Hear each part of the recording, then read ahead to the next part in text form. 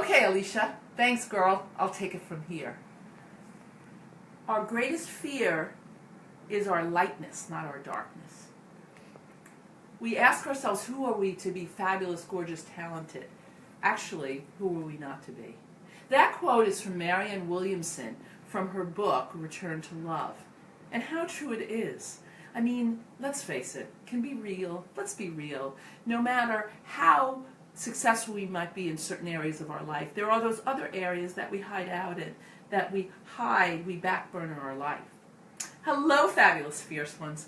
My name's Lois Barth. Welcome to Thought Provoking Facebook Live, 4 o'clock. Today, we're going to talk about how to not backburner your light, which just so happens to be the third chapter / gem of my book, Courage to Sparkle, the Audacious Girl's Guide to Creating a Life that Lights You Up. So, can we be real? Come on, admit it. Just amongst us. There are times that you're hiding out, that you're backburnering that light that is you, your most self-expressed, alive, and most audacious self. I love doing that. Yeah.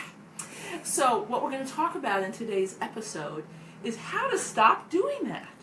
Because when we live in our shadows and don't express our most alive self, we really run the risk of not bringing our light to our community.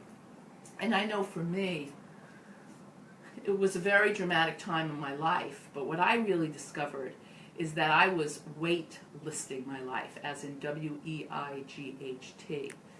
And there was one moment that was really, for me, a spiritual awakening. It was the day that I stopped wait-listing my life. So, many of you may or may not know, I had a horrific eating disorder between like mid-late teens till about mid-20s. And especially between 14 and 17, I went from being 120 pounds, feeling fat, yeah, right, to 98 pounds to 180 pounds in 2.5 years.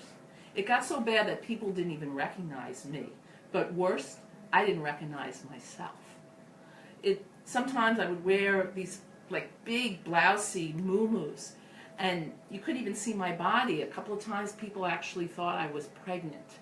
They'd look and shake their heads, so young and pregnant, which really made me wince. First of all, I wasn't pregnant, but second of all, I thought, geez, I haven't even given birth to my true self, and here people think I'm pregnant. And the problem is, I mean, besides being 40 pounds heavier, the fattest part of my body was right between my ears. The amount of time and energy and focus, my weight, what I ate, what I didn't eat, just feeling terrible about myself, really took up in my life, really eclipsed my light, my spirit, my passions, my talent, and my joie de vivre. It really took me out. And one day, I was just closing the door to my apartment. I'm 26 years old, it's 4:30 on a rainy Wednesday day in the middle of fall, and I'm closing the door to my apartment. And my negative self-talk, who I now call the itty-bitty committee, was haranguing me. I can't believe it! Look how much you ate! You ate all those cupcakes and ice cream. You're gonna always be 180 pounds. Like, there's no you. You're hopeless. You are never gonna lose 180. You are never gonna lose that weight. Typical haranguing, nothing I'd never heard before. But this day, there was a quiet, more benevolent voice, quite just as pervasive, saying, maybe you won't ever lose weight, but what would your life look like if you could never lose or gain another pound in your life? How would you live your life? What choices would you make? I was so taken aback. I had never heard that voice that came from such kindness that I now identify actually as my sweetheart voice. It was the burgeoning sense of self, of self-love. And at that moment, it just shook. You know, when you have a shudder of truth that moves through your body, and I thought, what would I do if I could never lose or gain another pound? And just like automatically, I went back into my apartment and I took out my scale and I put it in my hallway in our one neighbor's garbage is another neighbor's, wow, that's really cool stuff pile. And I wrote, this scale works perfectly, it just no longer works for me. Enjoy.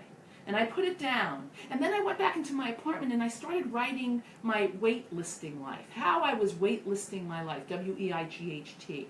And I just kept writing and writing and writing and writing. And I had like 75 items on the list. And before I knew it, I was like, oh my goodness. Wow. I can't believe that as my body was getting bigger and bigger, my life was getting smaller and smaller. And I started to look at that list, and it was things like wear clothes that I actually like, wear colors other than black, wear a bathing suit, not even a black bathing suit, flirt with boys that I think may or may not like me, but do it anyway, go on auditions that I may not be ready for, may not feel good enough, sing on the streets, get other people to sing on the streets, have a house in the country, and do things I love, and maybe pursue stand-up comedy even if I don't think I'm funny. Hell, I think I'm funny. And I started to go down those lists, and something magical happened for me. My life got bigger and my body got smaller. And I was taken at moments of profound sadness of all the things that I put on hold in my life in that once I'm thin land. And when I finally did do those things, my goodness, like I was like, that's what I've been putting on hold? And there were other times that I was so scared by the actions that I was shaking in my boots, but I did it anyway. And what I discovered is I got my light back. I got that essence of who I am, my most alive and authentic self. And even when I got disappointed, it wasn't nearly as devastating as I thought it was going to be when I was living in once I'm thin land. So that was the beginning of the end of allowing my CPO, Chief Perfectionism Officer, to be in the front driver's seat of my personal Palomobile. That's my story. And what about you? How are you backburnering your light? What's your rationalization? To me, rationalization is like a giant pit bull with a big bone in its mouth, just gnawing away, having sensible reasons why you can't do what you're doing. Maybe you can't pursue that extra hobby or passion because waiting for the kids to be out of the house, or that conversation you need to have a friend because you think, oh, they may not like me. They'll think of me in a different way. You see, a wait list is very different than a bucket list. A bucket list are those things that really you wait until you're, you want to do while you're alive before you're 6 feet under. And that's fueled by optimism and excitement. But the wait list are things that are fueled by fear and never feeling good enough. So I want to hear from you. What are some ways that you're backburning your light? And what are some things on your wait list? Your wait list may be spelled W-A-I-T, that you're waiting to happen. Don't do it. Don't do it. And you know what I find? I find that there are 3 great myths that keep our sparkle on hold. You want to know what they are? I'll tell you. But you got to email me, Lois@loisbarth.com, and say in the field, subject field, backburner, and I'll send you a free chapter of Gem 3, which is how not to backburner your light. And it has a workbook section within it. You see, let me ask you something.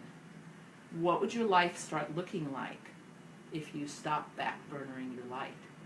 What projects would you be taking on? What actions? What kind of connections would you be having? And what about with your kids? What kind of relationships? What are some areas that maybe your kids are not expressing in themselves? What about your partner, your lover? What about if you're a leader for your team, your department? What's going on? What would happen if your team felt fully self-expressed to bring their light into the workplace, to really express who they are? Hi, Paola. So good to hear from you. You're full of light. Thank you for joining us. And so really start to look at that in your life. And who in your life, honestly, needs to hear this video, because they, no matter how fabulous some parts of their life are, they're still backburning their life. So shoot me an email, Lois@loisbarth.com, and in the subject field, backburner, and I'll send you a free chapter of the book. And hey, thanks for tuning in and not tuning out. But make sure to tune in every Thursday at 4 p.m. for thought-provoking, live Thursdays, 4 p.m. All right, Alicia, take it home, darling. No? It's not working. I'll bring my own girl on fire. This girl is on fire.